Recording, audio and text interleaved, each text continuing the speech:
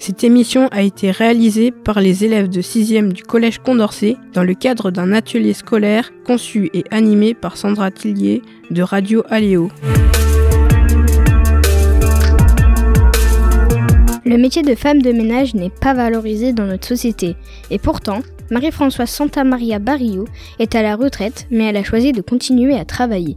Pour nous permettre d'en savoir plus sur son quotidien, elle a accepté de répondre à nos questions. Bonjour Marie-Françoise. Bonjour les enfants. Vous êtes à la retraite, mais vous avez choisi de continuer à travailler un peu. Comment faites-vous pour garder autant d'énergie ? Déjà, j'en avais pas mal avant, parce que j'ai eu des enfants et il faut avoir de l'énergie pour avoir les enfants. Puis une fois qu'ils sont partis de la maison, j'avais toujours cette énergie, un petit peu moins quand même. Et donc je l'ai utilisée pour faire ce qui me plaisait et puis pour aider beaucoup de personnes aussi. Vous dites que le ménage est parfois compliqué. Par quelle étape faut-il passer pour garder une maison propre ?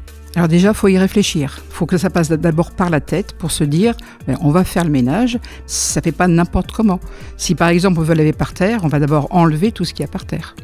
On va d'abord ranger et après on s'attaque au ménage un peu plus. Et c'est quand même plus pratique de garder une maison, surtout une chambre propre, parce qu'au moins vous savez où sont vos affaires. Et vous dites pas à maman, où est ça ? Le métier de femme de ménage n'est pas mis en valeur dans la société. Pourquoi l'avoir choisi ? Alors je ne l'ai pas vraiment choisi, ça a été une continuité en fin de compte de ce que je faisais à la maison.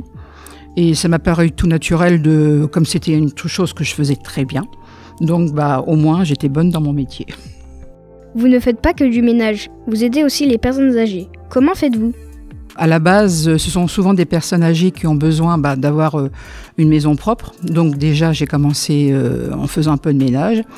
Et les personnes âgées, souvent, elles ont moins de force, elles ont moins de souplesse. Et puis, elles ont besoin quand même d'avoir une maison propre parce que ça donne le moral. C'est moins risqué pour eux de glisser par terre si c'est bien propre.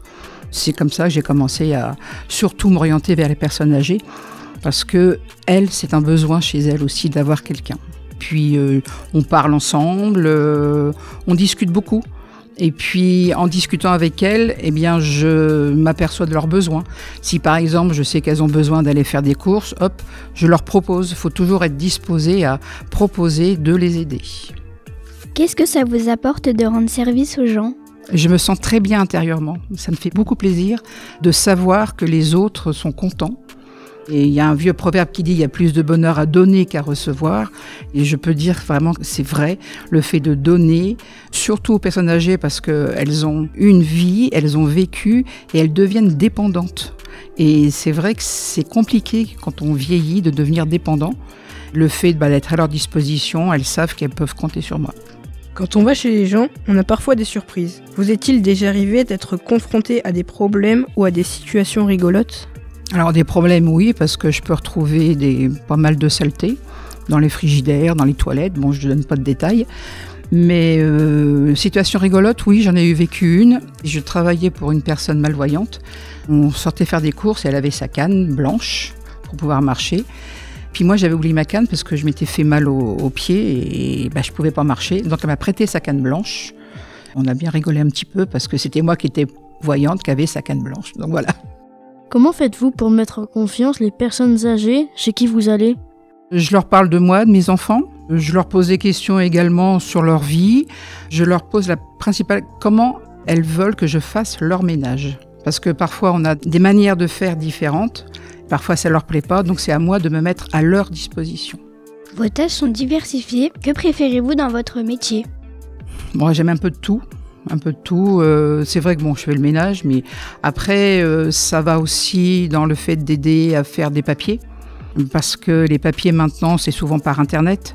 Et les personnes âgées sont souvent pas larguées, mais presque, avec tout ce qui est papier Internet. Dernièrement, j'ai fait des papiers de réversion pour une personne qui avait perdu son mari. Donc, ces papiers-là lui permettent d'avoir une partie de la retraite de son mari. Et c'est vrai que si je n'avais pas été là, ça aurait été quand même plus compliqué. Vous manipulez parfois des produits toxiques. Quels sont les risques de votre métier ? J'essaye d'utiliser des produits naturels tels que vinaigre, bicarbonate, tout ça. Le risque que je peux avoir, c'est si je monte sur un escabeau et que je tombe. Voilà. Le métier de femme de ménage n'est pas forcément bien vu. Comment ont réagi vos enfants quand vous avez commencé ce travail ?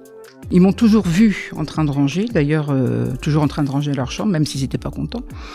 C'était une chose naturelle, donc le ménage c'est quelque chose qu'on trouve tout le temps. Il n'y aura jamais de chômage dans le fait de faire du ménage. Et comme je voulais encore aussi consacrer du temps à ma famille qui est encore à la maison, j'ai choisi de travailler peu pour pouvoir consacrer du temps si mes enfants avaient besoin de moi. À votre avis, que faudrait-il faire pour que votre métier soit plus reconnu dans la société ? Ce qui serait bien, c'est que tout le monde fasse la grève du ménage. Et là, on s'apercevrait ce que ça vaut. Comme par exemple, quand les éboueurs font la grève de ramasser les poubelles, on se rend compte de ce que c'est. Bien, dans la maison, c'est pareil. Imaginez que vous allez manger dans des assiettes sales une semaine. Je crois qu'à la fin, c'est vous qui irez laver votre assiette. Pour finir, quel est votre plus beau souvenir ? Alors mon plus beau souvenir, il n'y a pas très longtemps, j'ai accompagné un monsieur qui venait perdre sa femme. Alors je l'ai beaucoup accompagné et il était très reconnaissant à tel point qu'après l'enterrement de sa femme, il avait invité sa famille et il m'a invité moi, comme faisant partie de la famille. Au départ, je disais, non, je ne fais pas partie de la famille. Il me dit, non, vous faites plus que la famille. Et ça, c'était une belle récompense et une belle reconnaissance. Merci à Marie-Françoise Santamaria Barrio de nous avoir parlé du métier de femme de ménage. Vous pouvez réécouter cette émission sur le site internet de Radio Aléo, radioaléo.fr. Cette émission a été réalisée par les élèves de 6e du Collège Condorcet dans le cadre d'un atelier scolaire conçu et animé par Sandra Tillier de Radio Aléo.